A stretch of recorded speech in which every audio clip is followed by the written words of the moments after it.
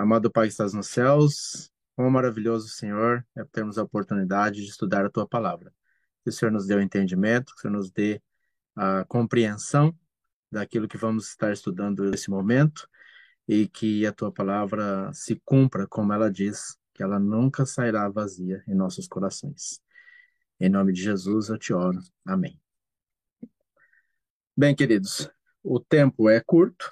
O assunto do santuário é um tema, eu diria que talvez para a eternidade. Eu acredito que vamos estudar esse assunto na eternidade. Mas nós podemos falar aqui um pouquinho, resumidamente, não é mesmo? E o tema que foi passado para mim falar aqui é a respeito do átrio. O que é o átrio? Resumidamente falando, seria o pátio, né? Ou o quintal, né? Você olha ali uma casa, por exemplo, ela tem um quintal, então o quintal seria o átrio.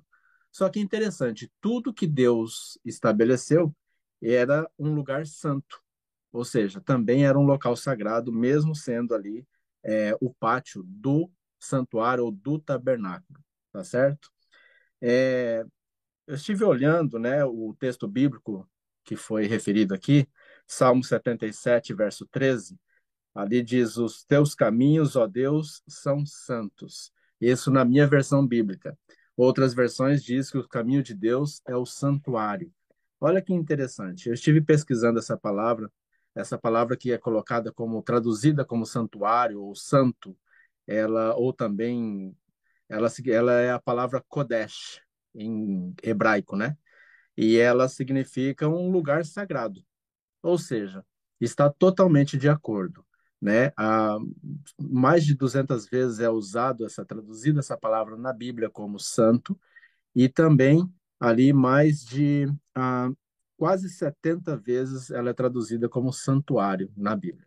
Então, o santuário é um lugar santo e, e esse é o caminho de Deus. Ellen White, pegando esse pensamento por inspiração divina, no livro Evangelismo, na página 221, ela escreveu. É um texto que eu gosto muito também. A compreensão correta do ministério do santuário celestial constitui o alicerce da nossa fé, né? Então, a compreensão correta do ministério do santuário celestial constitui o alicerce da nossa fé.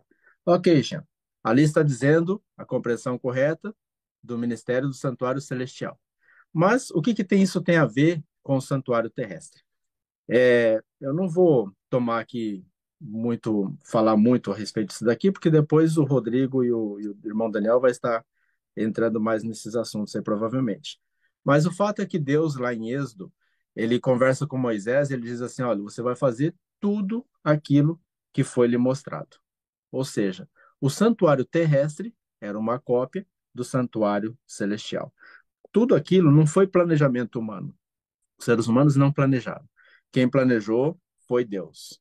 Deus, ele tem um santuário no céu e ele disse para fazer exatamente como estava registrado no céu. Agora, quando nós estudamos o assunto do santuário, eu quero começar, antes de mencionar algumas coisas aqui do átrio, algo muito importante e interessante. Nós encontramos ali dentro do ministério do santuário, nós encontramos 7 passos da obra ministerial de Jesus Cristo. Nós primeiro, sempre quando nós estudamos o santuário, começamos pelo átrio, que é normalmente o básico, onde a gente começa ali com o sacrifício e vai em diante. Mas nós não podemos esquecer do acampamento. Nós vimos aí no vídeo, um vídeo bem planejado, bem produzido, né? Ali, quando ele inicia, você vê um acampamento em forma de um quadrado perfeito. Isso lembra muito aquele texto de Apocalipse, onde diz assim, João viu os santos, né, sobre como que um mar de vidros estavam em ordem perfeita, em um quadrado perfeito. Lembra muito também a referência aos 144.000, um quadrado perfeito. Quadrado significa perfeição. Então, o acampamento ele estava ao redor do santuário. Por que ele estava ao redor do santuário? Eu vou comentar isso ainda. Então, você vê o primeiro passo de Jesus está no acampamento. Porque ali no acampamento era onde tinha o cordeiro. E aquele cordeiro que ia ser levado por sacrifício. Antes do cordeiro ser levado para o sacrifício, o pecador tinha que separar, selecionar o cordeiro. E a Bíblia nos ensina que aquele cordeiro, ele não podia ter mancha, ele não podia ter defeito, ele não podia ser cego, ele não podia ser aleijado. Ou seja, ele tinha que ser um cordeiro de 1 ano em perfeito estado. Porque esse cordeiro em perfeito estado representava a vida perfeita de Jesus, sem mancha, sem defeito, sem pecado. Então, o acampamento é o primeiro passo. Depois nós encontramos o sacrifício de Cristo, que está relatado ali no altar de sacrifícios dentro do átrio. Depois do sacrifício de Cristo na cruz do Calvário, nós temos a ressurreição de Jesus, que é representado ali pelo a bacia com águas, né? Representa o batismo e também a ressurreição. Depois, o quarto passo do ministério de Jesus é quando o sacerdote entra no lugar santo para fazer a intercessão pelos pecadores. O quinto passo é a purificação do santuário. O sexto passo é ali onde está o fim do pecado, representado pelo bode Azazel. E o sétimo passo, Deus volta para o acampamento novamente. Olha o que diz a Bíblia em Êxodo, no capítulo 25, verso 8. Qual é o objetivo de construir um santuário? Por que que Deus pediu que fizesse um santuário? Diz assim a Bíblia: E me farão um santuário para que eu habite no meio deles. O sentido, o real sentido do santuário é Deus habitar no meio do seu povo. E não foi à toa que João, no livro de João, capítulo 1, verso 14, diz o quê? O verbo se fez carne e habitou entre nós.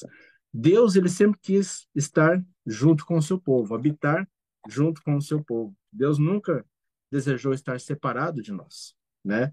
Então, esse é o objetivo do santuário. Ali, então, quando nós vemos, então, o primeiro passo de Cristo no acampamento, onde ele tinha que viver, teve que viver aquela vida perfeita, sem mancha, sem defeito, sem pecado. Agora, o pecador, depois que ele selecionou aquele animalzinho que representava Jesus, ele agora vai entrar no átrio. O átrio, ele era, assim, algo também muito interessante, né? Ele era aquilo que cercava o tabernáculo. Ele tinha um comprimento de cerca de 100 metros de cada lado, tanto do lado norte quanto do lado sul, e de 50 metros do lado leste e do lado oeste. E ali então existia dois, nós dizemos móveis, né? O primeiro móvel ficava bem próximo à porta de entrada, que era o altar de sacrifícios. Esse altar de sacrifícios, ele foi construído, era uma caixa oca, né? Ele tinha 2,5 metros de comprimento e de largura, ou seja, era também um quadrado, representando um sacrifício perfeito. E ele tinha 1,5 metro de altura. Ele era feito de madeira de acácia e revestido de bronze. Ele havia também um chifre de madeira revestido de bronze, né? Em cada canto dele tinha ali um chifre. E tinha uma grade de bronze no centro que mantinha aquele fogo aceso, o fogo onde era consumido a oferta. E todo o altar, então, revestido por bronze, né? De madeira de acácia, uma madeira muito resistente, revestido de bronze.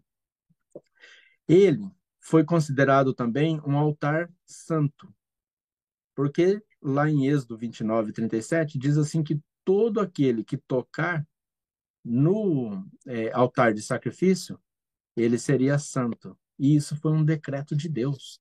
Deus decretou. Olha que interessante. O altar de sacrifício era considerado um altar santo. E aí você vê aquela história lá de Adonias, né, e Joabe, quando eles fugiram para o templo ali, tentando fugir das mãos de Salomão, porque Salomão queria ferir eles, né? E eles correram para dentro do átrio e se agarraram no chifre do átrio, né? Então, porque eles entendiam que quem tocasse ali se tornava santo. Foi a forma que eles fizeram para se esquivar ali do rei. Está lá em 1 Reis, capítulo 1, verso 50, capítulo 2, verso 28. Então, agora, todas as ofertas de holocausto do santuário, elas eram queimadas sobre esse altar de bronze. E Ali, então, a oferta ela era trazida, aquele cordeirinho, o cordeiro não era a única oferta, mas nós não vamos entrar em tantos detalhes. Mas aquela oferta ela era trazida, né? Aquele cordeirinho era trazido, ele era imolado diante do sacerdote. Ali o pecador ele tinha que confessar os seus pecados. Agora imagina, aquela época não era muito diferente de hoje. Ali existia, naquela época, eu fico imaginando, tentando imaginar aquela cena. A pessoa tinha que separar o cordeirinho no acampamento, na tenda dela, né? Eram muitas tendas, eram muitas tribos. Agora imagina ele saindo ali da sua tenda e indo caminhando em direção ao santuário, em direção ao átrio, onde ele tinha que chegar diante do sacerdote, confessar os seus pecados, fazer o sacrifício do cordeiro, tudo. E enquanto ele ia passando pelo acampamento, de repente, alguém lá no acampamento, na outra tenda, falava: "Ó, lá, tá vendo o irmão lá, ó? E o irmão cometeu um pecado grave, ela tá indo lá fazer o sacrifício, né? Talvez alguém zombando dele ali, ou tá vendo, acusando, porque existia, irmãos, existia. Ou talvez outros, às vezes chegava próximo e falava assim, olha, que graças a Deus que você se arrependeu e tal. Então, assim, ele tinha que levar o cordeirinho, carregar o cordeirinho nos seus braços e chegar até o átrio. Ali, então, o sacerdote colocava a mão na cabeça do cordeirinho, o pecador colocava a mão sobre a cabeça do cordeirinho, confessava os seus pecados diante do sacerdote, e agora ali ele então imolava e ia para o sacrifício. Agora, é, o fogo que era usado para queimar aquela oferta não era um fogo qualquer. Aquele fogo que era usado para queimar aquela oferta, ele foi aceso e mantido pelo próprio Deus. É um fogo que desceu diretamente do céu. Ninguém, homem nenhum, acendeu aquele fogo. Não foi aceso por Moisés, por Arão ou qualquer outra pessoa. Não. Aquele fogo foi aceso especialmente por Deus, né? É, você olha em Levíticos capítulo 9, verso 24, lá diz assim, ó: Fogo saiu da presença do Senhor e consumiu o holocausto e a gordura sobre o altar. Aquele fogo era um fogo que não podia ser apagado nunca, porque ele vinha diretamente de Deus. O próprio Deus havia acendido aquele fogo. Aquele fogo, ele representa o fogo de quando Jesus, né, voltar, depois que ele voltou, depois do milênio, e que vai descer aquele fogo onde vai consumir pecado e pecador. Aquele fogo que consumia ali, ele representa que em algum momento da história o pecado será destruído por completo. Agora, aquele cordeiro que era levado representava Jesus. Jesus sem pecado, sem mancha, sem defeito. O sacerdote também representava Jesus. E é por isso que o sacerdote também ele não podia ter defeito. A recomendação que Deus deu para Moisés é que o sacerdote não podia ter defeito, não podia ter mancha, ele não podia, assim como o cordeiro, não podia ser cego, ele não podia ser aleijado, ele não podia ter defeito nenhum, físicos, né? Esses defeitos físicos, eles representavam ou seja, essa perfeição física representava a perfeição moral de Cristo, a moralidade de Jesus Cristo, que ele não podia ter defeito como nosso sacerdote também. Porque Jesus, ele é o Cordeiro de Deus que tira o pecado do mundo, segundo está escrito em João, e ele se colocou em sacrifício pelos nossos pecados e ao mesmo tempo ele também é o nosso sacerdote, que faz a intercessão pelos nossos pecados. Então, tanto o cordeiro quanto o sacerdote, ele não podia ter defeitos. E eles ali simbolizavam Jesus Cristo. E isso é maravilhoso quando nós olhamos para isso, né? Nós podemos ver ali então no altar de sacrifício a cruz de Jesus. Quando aquele cordeiro foi imolado, foi o momento que Jesus foi sacrificado. Deus, ele mostrou para o povo de Israel, lá na realidade, o santuário ele começa desde Adão e Eva, né? Quando Adão ele tem que sacrificar, né, o cordeiro ali, Eva tem que sacrificar o cordeiro. São dois cordeiros sacrificados porque eram dois seres humanos pecadores e o cordeiro salva cada um de nós. Não salvou somente Adão, não salvou somente Eva. Então eles tiveram que sacrificar o cordeiro e aquilo tudo mostrava e apontava para o Deus que viria se sacrificar por nós, para nos dar a liberdade do pecado. Então, essa obra toda que Deus mostra ali para Israel, quando Israel sai do Egito, da escravidão do Egito, Israel já não tinha mais o costume de sacrifício do animal, né, como ali um símbolo de Cristo, o seu Redentor, o seu Salvador. Deus agora mostra em uma forma dinâmica, em uma forma simples, de uma maneira muito peculiar e um simbolismo muito assim com coisas esplendorosas, né? Que a gente olha ali, você vê aquele templo todo construído de ouro e tal, e Deus mostra então qual como é os passos da salvação, como ele se aproxima de nós. Ele quer habitar em nosso meio. E ali depois, eu não sei quanto tempo eu tenho ainda, mas o fato é que assim como o pecado ele era consumido, né? Ali o cordeiro, a oferta era consumida e ela tinha ali simbolicamente entrava os pecados naquela oferta, porque quando o pecador ele colocava a mão sobre o cordeiro e confessava os seus pecados, ele estava simbolicamente transmitindo os pecados para o cordeiro que era inocente. E assim somos nós hoje, quando nós confessamos os nossos pecados diante de Deus, nós estamos transferindo os nossos pecados para Cristo, e é por isso que Cristo morreu por nós na cruz. Ele pagou os pecados de todos nós, de toda a raça humana, desde o primeiro a morrer até o último. Deus carregou sobre nós todos os nossos pecados. E daquilo que era então consumido, daquilo que era queimado, aquela oferta pelo pecado, ali então sobrava uma cinza sobrava ali. E aquela cinza, ela simbolizava, então, o pecado, né? Ali o sacerdote, ele pegava aquela cinza que sobrava e ele removia ela do lado do altar, colocava do lado oriental do altar. Ele colocava a cinza ali.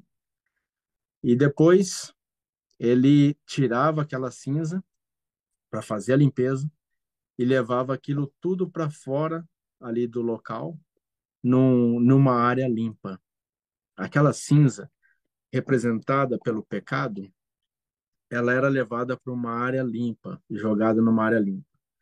Aquilo simbolizava que quando Jesus voltar, quando o pecado for exterminado pelo fogo, né, que for tudo queimado, então Jesus vai construir uma nova terra, vai fazer tudo de novo. E os salvos vão pisar em uma terra santa, purificada, sem mais pecado. Aquilo tudo era um símbolo, mostrando passo a passo de tudo aquilo que Cristo um dia ainda vai fazer. Então, quando a criança saía ali do arraial com seus pais, a atenção das crianças eram atraídas para aquela cerimônia peculiar das cinzas, que era então colocada num lugar perfeitamente limpo. E em resposta às perguntas, né, a criança ela podia fazer ali pergunta, o que que representava aquela cinza, porque o sacrifício em si eles entendiam, né? Ali então eles tiravam essa lição da nova terra, que ela vai surgir, né, depois que o fogo destruidor ele destruir os últimos vestígios do pecado e será, como eu disse, imaculada, será renovada, sem vestígios do pecado. Aí o que que acontece? Então você tem ali o altar do sacrifício. Depois do altar do sacrifício, entre o altar do sacrifício e a porta de entrada para o lugar santo, nós encontramos a pia, né? O lugar onde se lavava ali. Os levitas, eles eram encarregados de cuidar do santuário, mas eles não tinham permissão nenhuma de fazer o serviço ali diante do altar do santuário, porque aquele simbolizava uma obra que ninguém a não ser Cristo podia efetuar. Então, somente o sacerdote podia fazer. E no lavatório, a base do lavatório também era de bronze, ele era de bronze. Ele ficava, como eu disse, entre o altar de bronze e a porta do santuário, e ali colocava água dentro daquele lavatório, daquela pia, né? Então, naquele momento, o que que o sacerdote fazia? O sacerdote ele ia se lavar. Ele tinha que lavar as mãos, ele tinha que lavar os pés antes do sacrifício da oferta e depois do sacrifício da oferta. Para entrar no lugar santo, ele tinha que lavar as mãos e também os pés, porque ele ia entrar num compartimento sagrado, né, para efetuar um serviço sagrado. E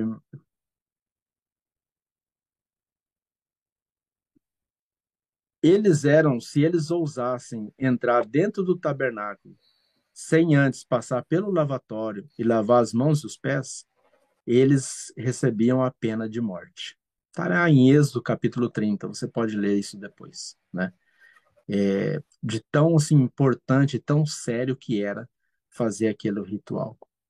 Enquanto o povo no átrio contemplava os sacerdotes lavarem-se com água antes de efetuar os trabalhos do ofício sagrado, era-lhes ministrada a verdade, que Cristo ensinou a Nicodemos. Quem não nascer da água e do Espírito não pode entrar no reino de Deus.